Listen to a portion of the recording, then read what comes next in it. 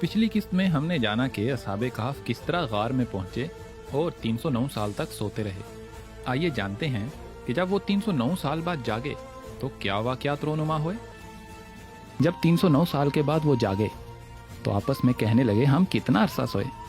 اللہ عز و جل نے بیان فرمایا وَكَذَلِكَ بَعَثْنَاهُمْ لِيَتَسَاءَلُوا بَيْنَهُمْ قَالَ قَائِلٌ مِّنْهُمْ كَمْ لَبِثْتُمْ قَالُوا لَبِثْنَا يَوْمًا أَوْ بَعْضَ يَوْمٍ قَالُوا رَبُّكُمْ أَعْلَمُ بِمَا لَبِثْتُمْ فَابْعَثُوا أَحَدَكُمْ بِوَرِقِكُمْ هَٰذِهِ إِلَى الْمَدِينَةِ فَلْيَنظُرْ أَيُّهَا أَزْكَىٰ طَعَامًا فَلْيَأْتِكُمْ بِرِزْقٍ مِّنْهُ وَلْيَتَلَطَّفْ وَلَا يُشْعِرَنَّ بِكُمْ أَحَدًا۔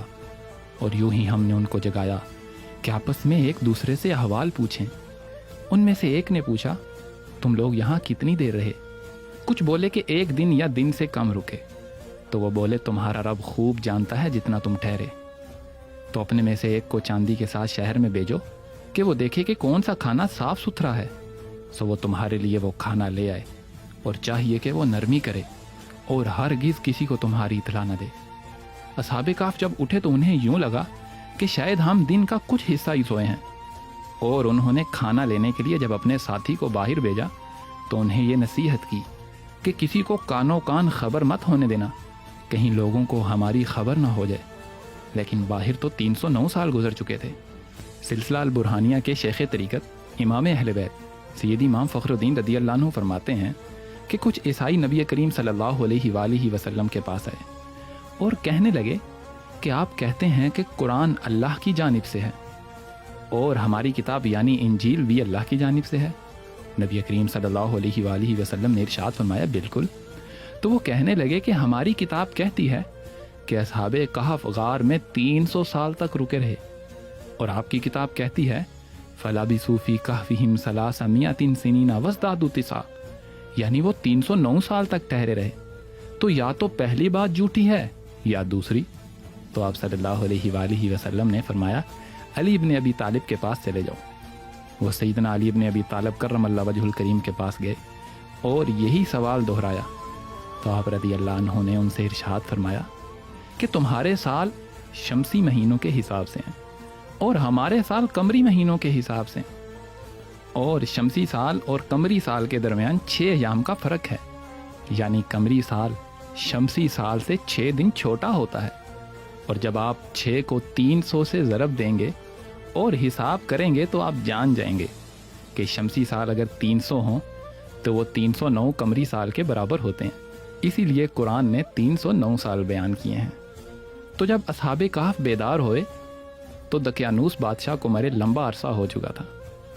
ان کے جو ساتھی باہر کھانے پینے کا سامان لینے گئے ان کا نام کفش تتوش تھا۔ وہ دقیانوس کے لشکر کے قائد یعنی آرمی چیف تھے۔ وہ رقم لے کر شہر میں داخل ہوئے اور ایک تنور والے کے پاس گئے۔ انہوں نے اس سے روٹی خریدی اور وہی اپنے پرانے سکے دیے۔ پرانی کرنسی دیکھ کر تندور والا حیران رہ گیا۔ اس نے سمجھا شاید ان کے ہاتھ کوئی پرانا خزانہ لگا ہے۔ اس نے شور ڈال دیا کہ تم دھوکے باز ہو، ضرور تمہیں کوئی خزانہ ملا ہے۔ یہ رقم تو اس زمانے کی نہیں ہے، یہ قدیم زمانے کی رقم ہے۔ کفش تتوش حیران تھے، کہنے لگے مجھے کوئی خزانہ نہیں ملا۔ لوگ اکٹھے ہو گئے۔ لوگوں نے پوچھا آپ کہاں سے ہیں؟ انہوں نے کہا میں اسی شہر سے ہوں۔ لوگ کہنے لگے تم اس شہر کے نہیں ہو۔ انہوں نے جواب دیا میں اسی شہر کا ہوں اور میرا گھر بھی موجود ہے۔ انہوں نے کہا چلو ہمیں اپنے گھر لے چلو۔ کفش تتوش لوگوں کو اپنے گھر لائے اور فرمایا یہ میرا گھر ہے۔ انہوں نے دروازہ کھٹکھٹایا تو اندر سے ایک بوڑھا آدمی نکلا۔ تو اس نے کفش تتوش کو کہا کہ اے لڑکے یہاں کیوں آئے ہو؟ انہوں نے کہا یہ میرا گھر ہے۔ بوڑھے نے کہا یہ تو آباء و اجداد سے میرا ہی گھر ہے۔ دونوں کے درمیان بحث شروع ہوئی۔ ایک عقل مند آدمی نے کفش تتوش سے کہا کہ آپ بیان کیجئے کہ قصہ کیا تھا۔ اس پر انہوں نے بیان کیا میں دقیانوس کے زمانے میں لشکر کا قائد تھا، ہم اپنا دین بچا کر غار میں جا کر چھپے۔ لوگوں نے کہا کہ دقیانوس کا زمانہ تو بہت پہلے گزر چکا ہے اور اس کے بعد فلاں فلاں بادشاہ ہو کر فوت ہو چکے ہیں۔ دقیانوس اب موجود نہیں ہے اور یہاں دقیانوس کسی کا نام نہیں ہے۔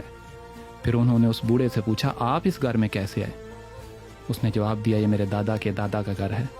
کفش تتوش نے ان سے پوچھا اچھا آپ کے دادا کا کیا نام تھا؟ بوڑھے نے جواب دیا کفش تتوش۔ آپ کہنے لگے میں ہی کفش تتوش ہوں۔ وہ آدمی رونے لگا اور کہنے لگا یہ میرے دادا کے دادا ہیں۔